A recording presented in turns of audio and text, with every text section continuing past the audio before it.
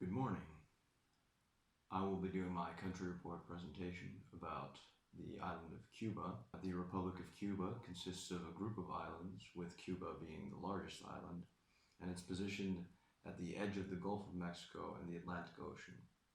Cuba is known popularly for its premium cigars, sandy beaches, and missile crises. The flag looks like this, and the leader of their communist revolution and subsequent regime looks like this.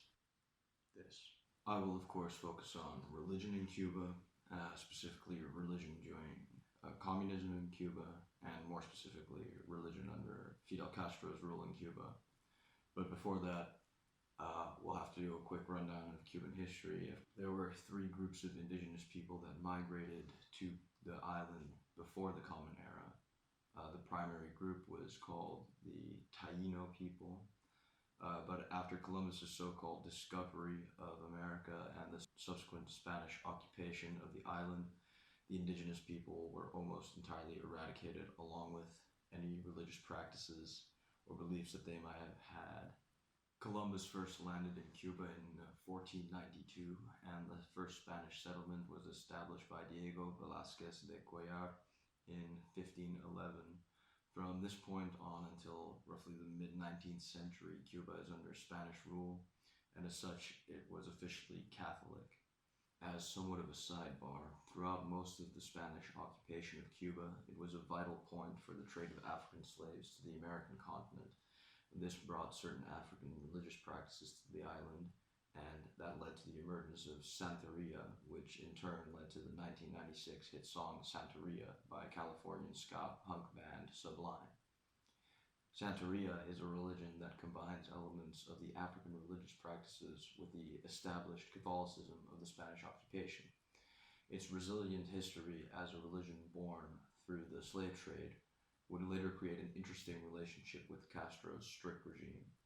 Following its Spanish occupation, Cuba was under de facto rule of the United States before becoming an independent republic, with various leaders taking and being removed from power until Batista finally takes power for the second time in 1952, shortly followed in 1953 by the first attack of a communist revolution with Fidel Castro at the helm. The revolution lasted from July 26, 1953 to December 31, 1958. Castro's aim was to establish a Marxist-Leninist state, a political ideology that does not allow much room for religion. As Castro himself says, what we were demanding was complete adherence to Marxism-Leninism. It was assumed that anybody who joined the party would accept the party's policy and doctrine in all aspects. Yet religion has persisted in Cuba and enjoyed a complicated relationship with Castro and, through him, the Cuban Communist Party. An interesting point brought up in a 1991 documentary by David Hoffman and Ted Turner addresses the role of Santeria in the communist revolution. Since its creation, Santeria has had to face oppression from Catholicism that persisted since the Spanish occupation up to and including the rule of Batista. The communist revolution provided an opportunity for liberation to the practitioners of Santeria, and indeed they tended to join the cause. For Catholicism, however, its position in Cuban society prior to the revolution meant that it was not so much in favor of the new regime. Initially, there was a distinct friction between Castro and the Catholic Church as a result of Cuba's conversion to communism. An article from the Spanish language ABC news site recalls 50 years since Castro was excommunicated by Pope John XXIII after declaring himself Marxist-Leninist and announcing that he would lead Cuba to communism in his historic speech of December 2, 1961.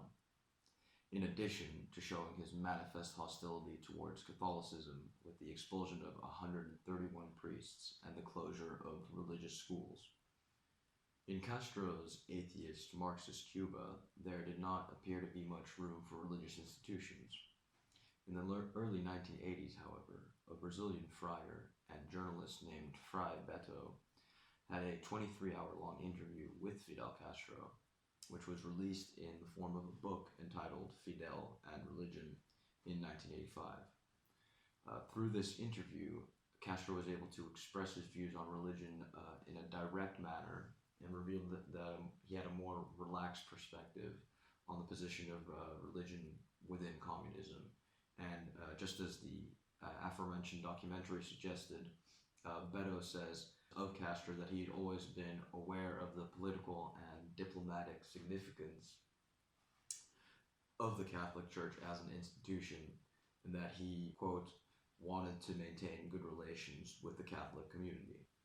The insights gained by Beto's book yielded a positive response from the Cuban population, many of whom engaged in religious practices. At the same time, the Cuban Communist Party lifted some of the restrictions they had implemented regarding religion. Castro became frustrated later with the church again, though. Beto claims this is due to their part in the fall of communism in Europe. But in 1992, the party began allowing practicing Catholics to become members, and Cuba made the change from being an atheist country, as Castro put it himself previously, to being a secular country. For Santeria, Cuba's change to secularism did not affect as much change for the religion itself as did the revolution.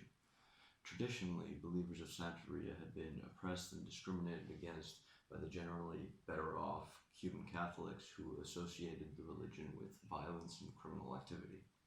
The change to a Marxist-Leninist state allowed Santeria more freedom than before, in part due to Castro's adamance to non-discrimination, but also due to the fact that Santeria has no centralized institution or singular authority, thus not posing a threat to the totality of the Communist Party, as was Castro's fear with the Catholic Church.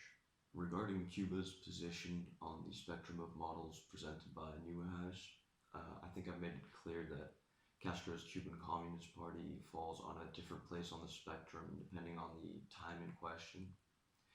In the early days of communism, the expulsion of members of clergy and the closing of religious schools, as well as strict limitations on religious denomination for members of the Communist Party, seemed to place Cuba on the antagonistic side of the spectrum, effectively barring religion from the public sphere. But if we think about the political theology theories from Gray's book that we read, then you could argue that complete adherence to just Marxist-Leninism as your ideology, could imply a placement at the opposite end of the spectrum, where it's a convergence of state and religion, where the religion is the Communist Party's ideology. Then, as restrictions on religion in Cuba relaxed, it follows that its placement on the spectrum changes. In the secular Cuba, the model that applies seems to be more akin to separation and allowing for, as Neuhaus puts it, where the state neither advances nor obstructs religion.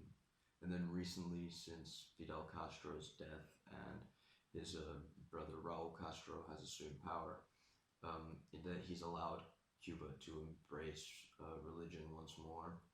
And he's quoted to have said, "I'm from the Cuban Communist Party that doesn't allow believers, but now we are allowing it. It's an important step." Catholicism in Cuba is indeed once again flourishing, albeit this time with less violence. However, it's not near its former prominence.